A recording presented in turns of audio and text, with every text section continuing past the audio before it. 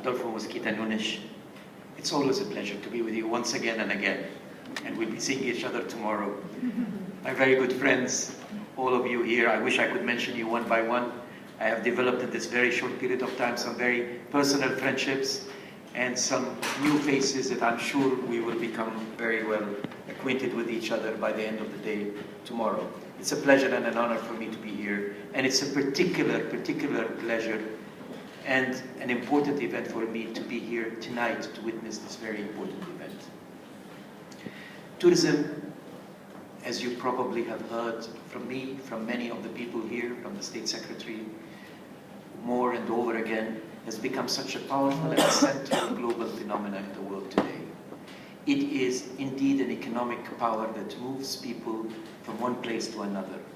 With 1 billion international travelers crossing borders in 1 year last year, and 1.1 billion estimated to do that this year, and continue to grow to 1.8 billion as our forecast would indicate by the year 2030, only internationally, without adding the local, the national, domestic tourism figures, which would approach 5.5 to 6 billion. This is no secondary human activity. This is a human activity that is creating so many jobs, generating so much income, but at the same time, creating so much impact on the ground. Impact on people and impact on planet. With growth comes power, and with power comes responsibility. And that's what we are all about here. To carry our responsibility and to turn the 1 billion into 1 billion opportunities, not 1 billion disasters, as they may turn out to be if we're not conscious, aware, and responsible. And that's precisely why 12 years ago, in Santiago de Chile, the General Assembly of the United Nations World Tourism Organization adopted this very important 10-chapter document called the Global Code of Ethics in Tourism. 2 years after that, in the year 2001, the General Assembly of the United Nations in New York adopted this document and asked world governments and world community to promote it, abide by it on voluntary basis, and that's the real power of it. There is no legal obligation, it's just you and your consciousness.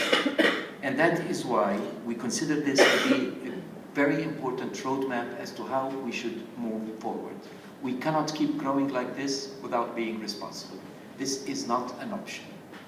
Growth and responsibility, growth and sustainability are not a zero-sum game. We will not accept to limit our growth because that would endanger the planet and the people. And we will not accept to continue to grow if we're going to damage the people and the planet. Two must go hand in hand. More growth means more revenues, more awareness, more responsibility to be empowered and to be implemented to preserve our planet, to preserve our people, and to preserve our cultural and natural heritage. That's the way we see it. And we do not accept any compromise on either our growth or our responsibility. That is why 2 years ago, in September 2011, we decided to go and address the business community.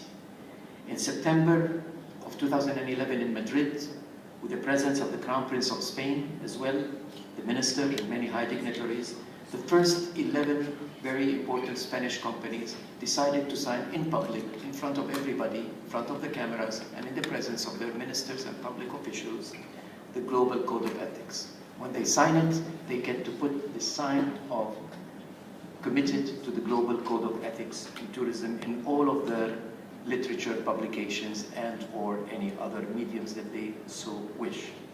This campaign that began in 2011 today has over 200 business associations from all over the world have signed it, from 98 countries.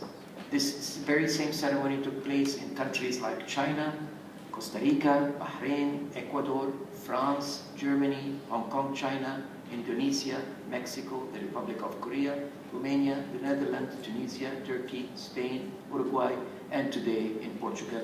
We are celebrating together the addition of 17 new associations that are signing this Global Code of Ethics. When you sign this Global Code of Ethics, you're committing yourself to three very important issues. One, You're committing yourself to observe the codes in your practices, with your employees, with your clients, and with your own management style. There are very clear guidelines as to how to do that. Second, you're committing yourself to promote this code amongst all the stakeholders that you come into contact with. Your clients, your employees, your businesses, your co-business partners, and all that comes into contact with your business.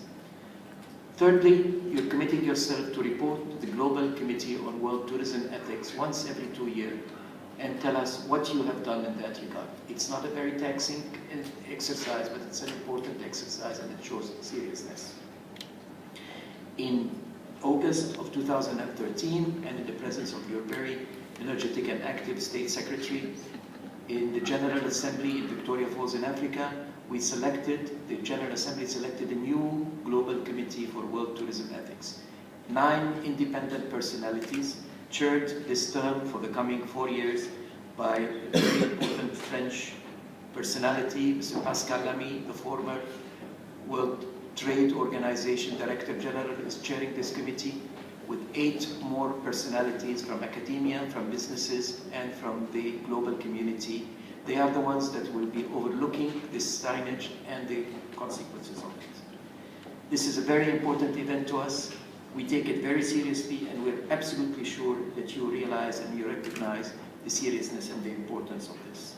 It gives me great pleasure, therefore, to witness and be with you tonight in the wonderful city of Lisboa here, and to see how Portugal joins the international community in committing themselves to making this world a better place. That's what it's all about. It's all about people and all about planet. Thank you very much. Muito obrigado.